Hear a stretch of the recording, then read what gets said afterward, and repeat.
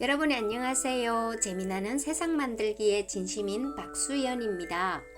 오늘은 레오 니오니의 대표 작품으로 1968년 그림책의 노벨상이라 불리는 칼데콧 아너상을 수상한 프레드릭입니다. 1999년까지 이 책은 잠잠이라는 제목으로 분도 출판사에서 출판되었으나 이후 시공 주니어로 판권이 넘어가면서 프레드릭이라는 제목으로 바뀌었습니다. 레오 니오니는 네덜란드 암스테르담에서 출생하였으며 그의 나이 50세에 첫 그림책 파랑이와 노랑이 출간을 시작으로 우리가 잘 아는 꿈틀꿈틀 잡을래, 프레드릭, 어떤 헤엄이 등을 출간하였습니다.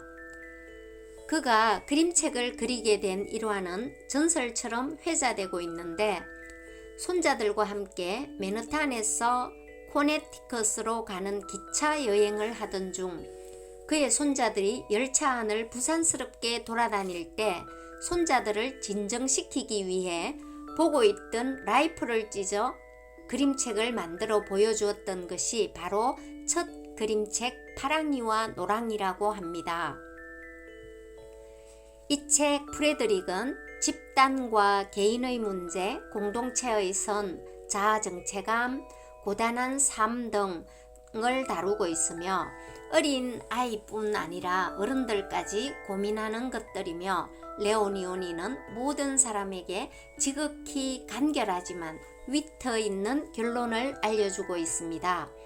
특히 레오 니오니는 그림책을 통해서 다른 그림책 작가들이 하지 못했던 정신적인 가치를 구현했다고 볼 수 있을 뿐만 아니라 어쩌면 지나치게 철학적인 생각들을 아름답게 펼쳐내고 있습니다.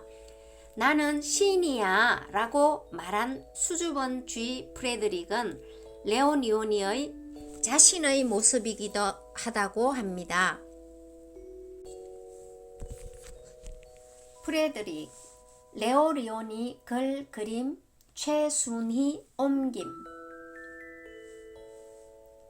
앞면지입니다. 앞면지에는 영어 단어가 빽빽이 쓰여 있습니다. 프레드릭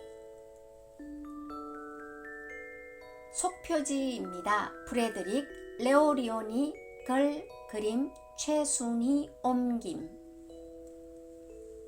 프레드릭 소들이 풀을 뜯고 말들이 뛰노는 풀밭이 있었습니다. 그 풀밭을 따라 오래된 돌담이 쭉 둘러쳐져 있었습니다.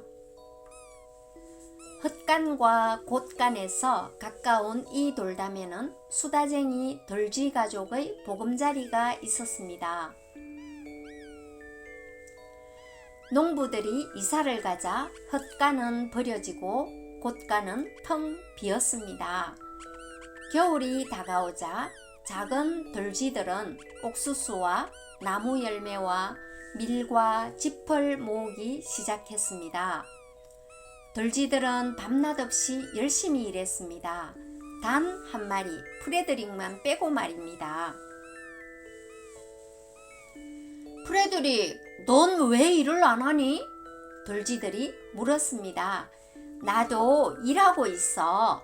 난 춥고 어두운 겨울날들을 위해 햇살을 모으는 중이야.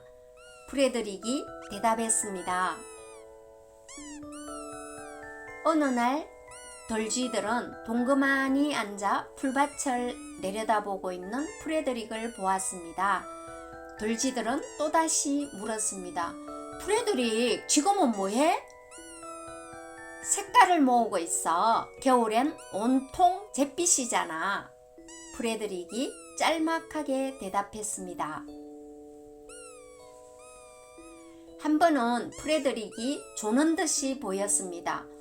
프레드릭, 너 꿈꾸고 있지? 돌쥐들이 나무라듯 말했습니다. 그러나 프레드릭은 아니야, 난 지금 이야기를 모으고 있어. 기나긴 겨울엔 얘기거리가 동이 나잖아 했습니다. 겨울이 되었습니다.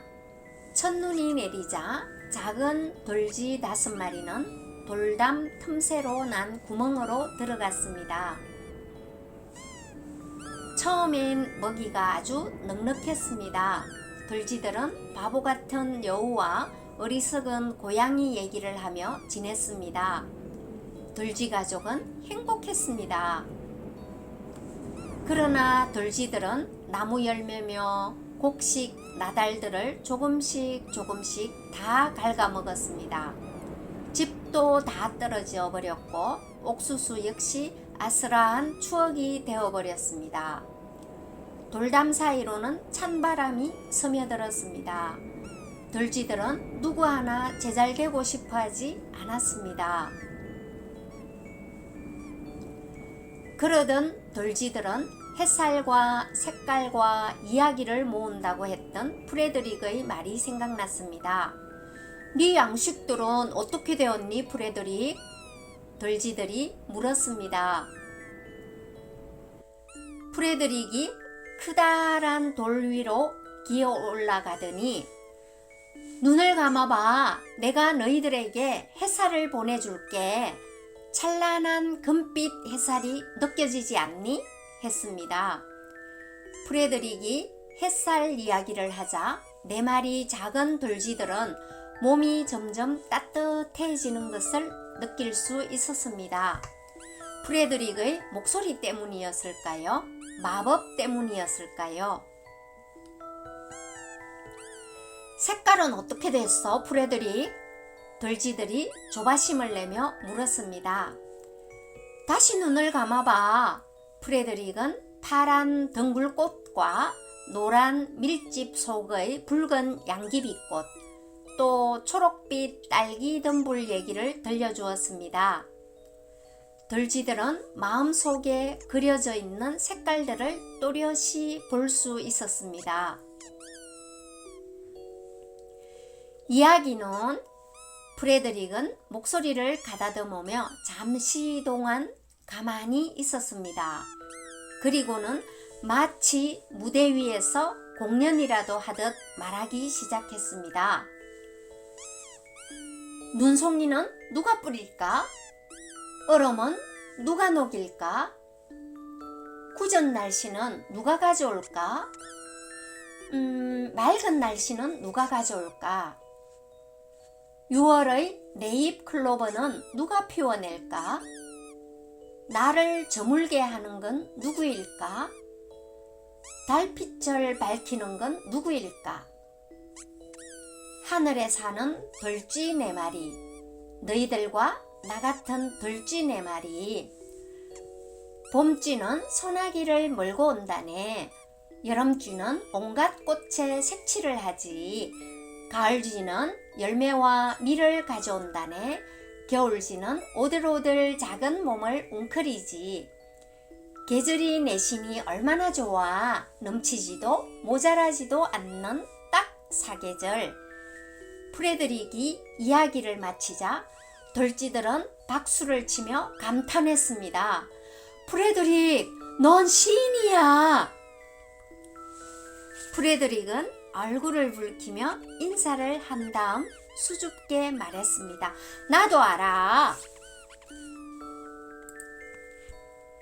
뒷면지입니다. 앞면지와 마찬가지로 영어 단어가 빼곡히 쓰여져 있습니다.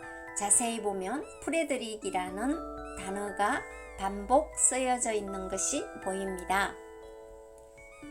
뒷표지입니다. 뒷표지에는 앞표지에서 프레드릭이 앞으로 독자를 향해서 보고 있는 것과 다르게 뒷표지에서는 등지고 독자를 등지고 앉아 있는 것을 알 수 있습니다. 그림책 뒤편에 실린 해설은 프레드릭의 행동이 예술 활동을 상징한다고 말하고 있습니다. 예술 활동은 본질적으로는 물질이 아닌 정신적 생산 활동을 뜻하죠. 사실상 돌쥐들에게 빛이나 색깔을 모으는 것은 현실적이지 않는 것이지만 다른 돌쥐들은 열심히 일하면서도 일하지 않는 프레드릭에게 크게 불평하지 않았어요. 프레드릭의 다름을 틀림으로 여기지 않고 이해해 주었던 것이죠. 프레드릭을 지지해주고 인정해주는 들쥐들이 있었기에 가능한 일이었던 것입니다. 시점을 바꾸어 프레드릭이 자녀이고 다른 들쥐들이 부모였다면 우리는 어떠했을까요? 말도 안 되는 소리 그만하고 공부나 하라고 했겠죠? 프레드릭 이야기를 들은 우리 부모님들은 지금부터 프레드릭이 추운 겨울 다른 들쥐들에게 마음의 양식을 줄 수 있는 훌륭한 시인이 되기까지 다른 들쥐들의 인정, 존중이 있었기에 가능한 것처럼 우리도 내 아이의 잠재력을 믿고 기다려준다면 어떨까요? 아이는 매사에 용기와 자신감을 가지고 도전하는 자존감이 아주 높아질 것입니다.